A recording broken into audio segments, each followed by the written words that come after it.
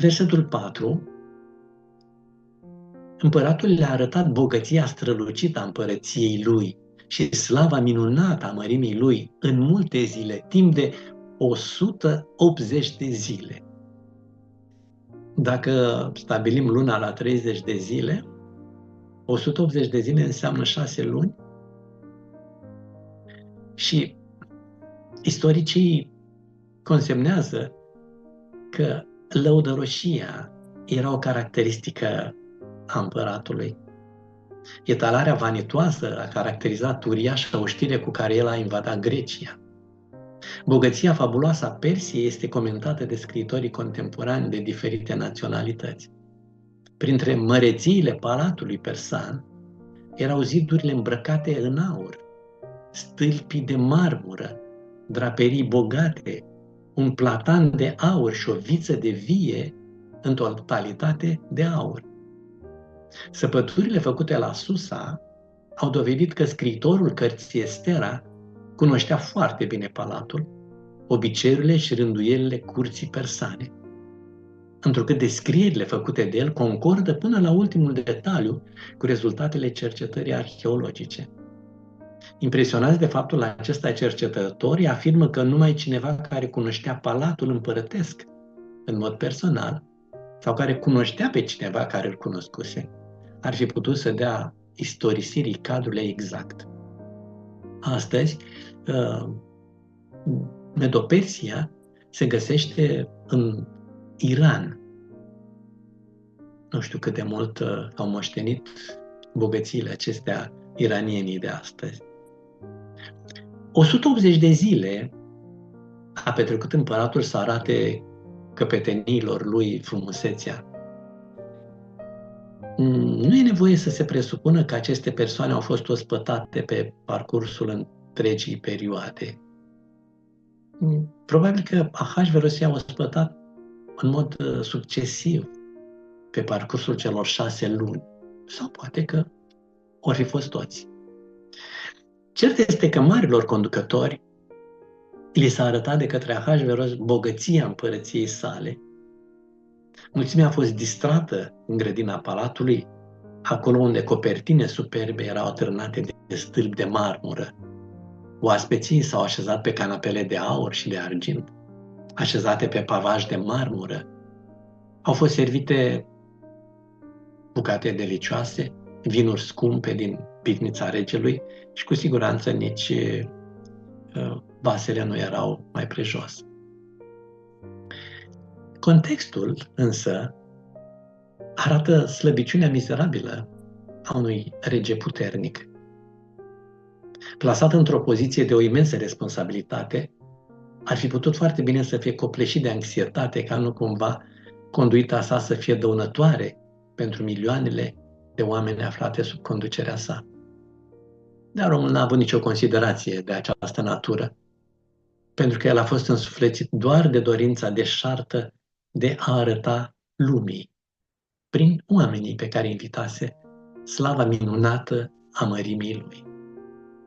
Nu se putea gândi la o modalitate mai bună de a satisface această dorință decât făcând un ospăț extravagant, fără limite. Fără îndoială a existat sărăcie, a fost nenorocire, a fost suferință suficientă în stăpânirile sale vaste.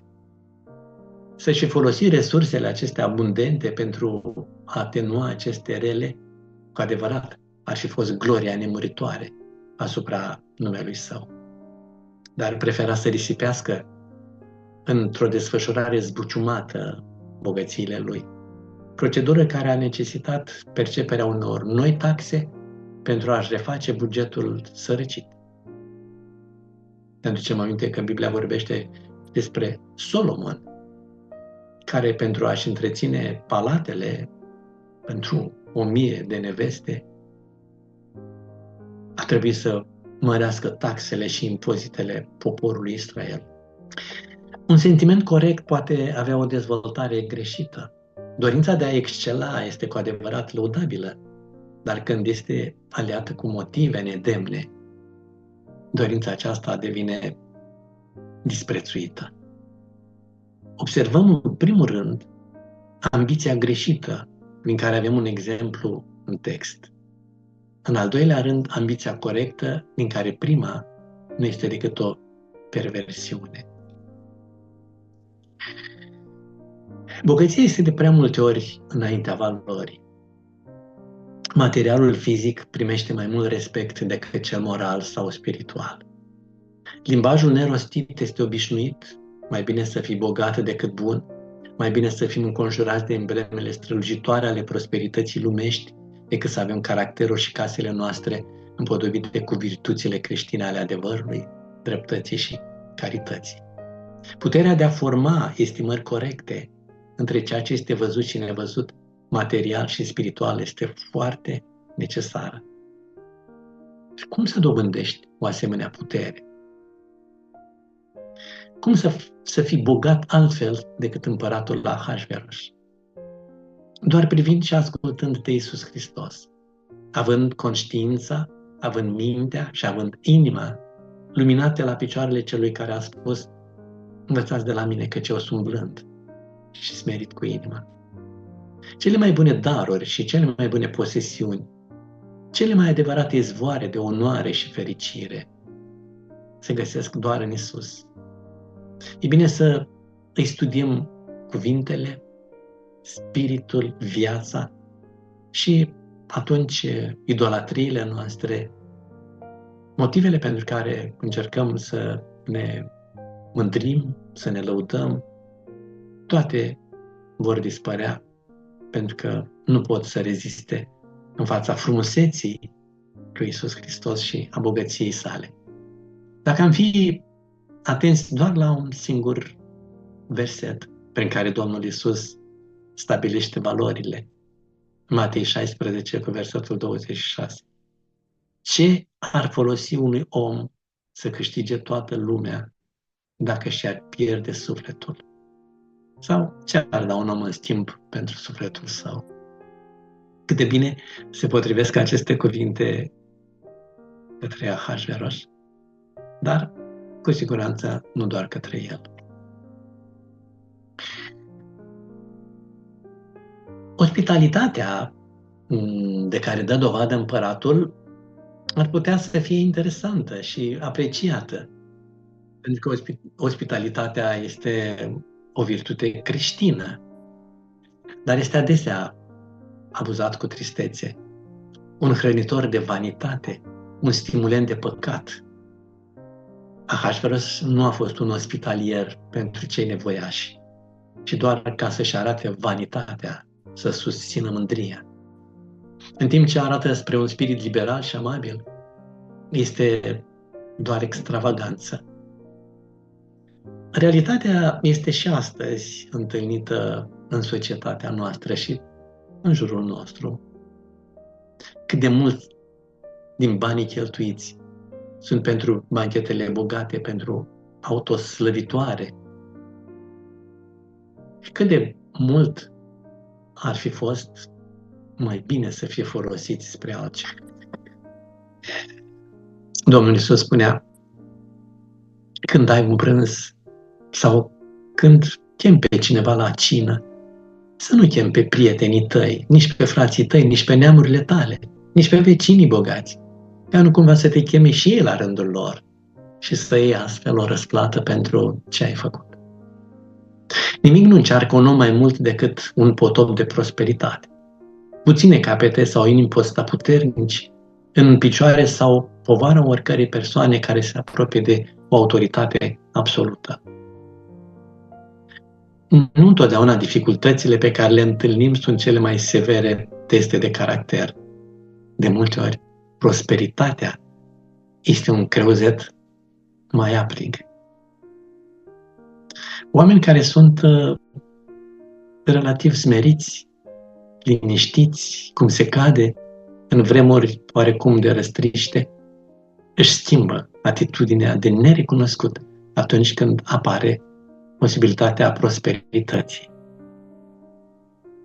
Ahasveros poate să-și țină capul împotriva dușmanilor săi, dar va fi oare capabil să obțină victoria asupra lui însuși? Din tot ceea ce putem afla despre el, din cartea aceasta sfântă, Estera, pare să fie manifestat multă mândrie, slavă deșartă, îngăduință de sine, extravaganță. Le-a arătat bogăția strălucită a împărăției lui și slava minunată a mărimii lui. Timp de 6 luni, el a arătat în fața numeroșilor oaspeți delicatesele pe care le putea produce regatul său. S-ar fi părut probabil că la sfârșitul acelui timp regele ar fi fost obosit de atâtea excese la care trebuie să se fi îngăduit. Câte adulări a primit, câte laude și mânguliri. Banchetele persane obișnuiau să găzduiască până la 15.000 de invitați. Nu ni se dă numărul total de oaspeți invitați la Ahasveros, dar istoria spune că e posibil să fi fost cu miile. Posibil că banchetul la care se face referire aici este cel prin care împăratul îi aduce la oaltă pe supușii săi pentru a le vinde ideea unei mari campanii împotriva Greciei. Împărăția aceasta avea 127 de provincii. Din fiecare provincie venise câte o delegație. Nu știm din câte persoane era constituită fiecare delegație, dar este clar că la oaspețul acesta a fost prezentat un număr pe care putem considera cu miile. Acesta a fost un eveniment important în istoria lumii. Însă, cum poate Dumnezeu să intre în scenă într-un asemenea context? Ei bine, El va face lucrul acesta prin providența sa. Și trebuie să știm că Dumnezeu este la controlul tuturor acțiunilor pe care oamenii le fac. Atât oamenii creștini, cât și oamenii care n-au nicio legătură cu Dumnezeu. Dumnezeu veghează însă într-un mod special asupra celor care sunt ai Lui. Și în anumite situații apar evenimente surprinzătoare, nebănuite, nejustificate, inexplicabile, pe care însă Dumnezeu le controlează. Pentru că Dumnezeu veghează asupra celor care sunt ai Săi. A fost o sărbătoare a belșugului nelimitat, o distribuire a unei mâini care dădea mai mult decât firimiturile neîngrijite ale propriei sale mese. Cu cât este mai mare scara pe care a fost făcută, cu atât abundența sa era mai bogată, cu atât însă este mai lungă continuarea sa, cu cât ea oferă dovezi mai impresionante și convingătoare despre vanitatea nesățioasă, despre egoismul adânc înrădăcinat, despre prezența mâinii unuia care nu numai că a căutat lauda oamenilor mai degrabă decât pe cea a lui Dumnezeu, dar care a căutat să influențeze chiar pe acești oameni prin apeluri ale simțului, ale ochiului, mai degrabă decât prin alt fel. Ospitalitatea acestei slave deșarte, în ciuda faptului că am putea spune că Dumnezeu nu este acolo și nu este deloc implicat, totuși Dumnezeu este la control. A fost în primul rând un banchet de politică, neîncălzit de un simplu sentiment autentic al unei inimi. N-a fost onorat de niciun obiect nobil pentru motivul său. Nu a fost un banchet pentru o binefacere filantropică. A fost pur și simplu un dispozitiv de tip inferior. În primul rând pentru a transmite la toate extremitățile regatului vestea despre bogăția centrală a împăratului, despre lux, despre splendoare, despre putere, prin aceasta întărindu-se stăpânirea tiranică și fascinația îngrozitoare a unui conducător oriental, a unui despot. În al doilea rând, pentru că a încurajat acele autorități centrale, numeroasele puteri neputincioase, subordonate, care urmau să trimite contingente, oameni care urmau să moară, și de asemenea contribuții financiare la expediția dezastruoasă din Grecia. A costat mult banchetul acesta? Probabil că a costat argint și aur. Dar de unde au fost luate? Nu erau deja aduși de la cei pentru care sărbătoarea a fost făcută? L-a costat pe Ahasveros în mod personal ceva? L-a costat ceva pe el? A fost folosit din rezultatele obținute în mod onorabil și dobândite cu sârguință ale muncii sale trecute? Nu. Aici se vorbește despre belșug fără bunătate, despre liberalitate fără generozitate, despre dăruire abundentă, despre rodul lipsei de bunătate a sufletului, despre o mână generoasă care se mișcă după dictatul unei inimi egoiste. Acestea sunt doar câteva fapte dure ale naturii umane, așezate într-o poziție precum a fost aceasta a unui rege.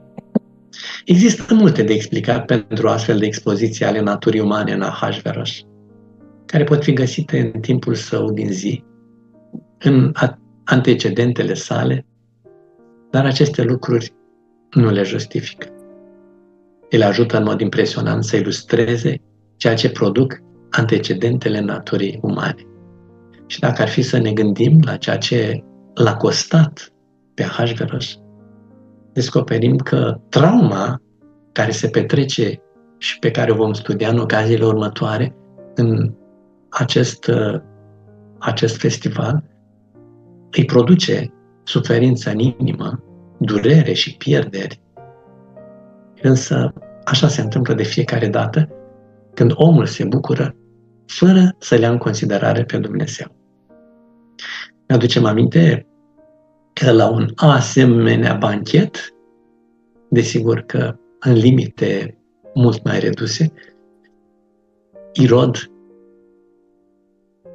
a făcut un jurământ pe care n-a mai putut să-l retragă și moartea lui Ioan Botezătorul a fost realizată într-o manieră ciudată în care doar vanitatea domina și beția care conducea toate deciziile și tot ceea ce era plăcere absolută. Am vrut să fac prezentarea aceasta generală a banchetului, pentru că în ocazia următoare vom vedea ceea ce se petrece în perioada acestui banchet, unde poate să ducă ambiția unei glorii care crede că poate să controleze și să stăpânească inclusiv sufletele, nu doar trupurile oamenilor. Deocamdată ne oprim aici și vom continua în ocazia următoare.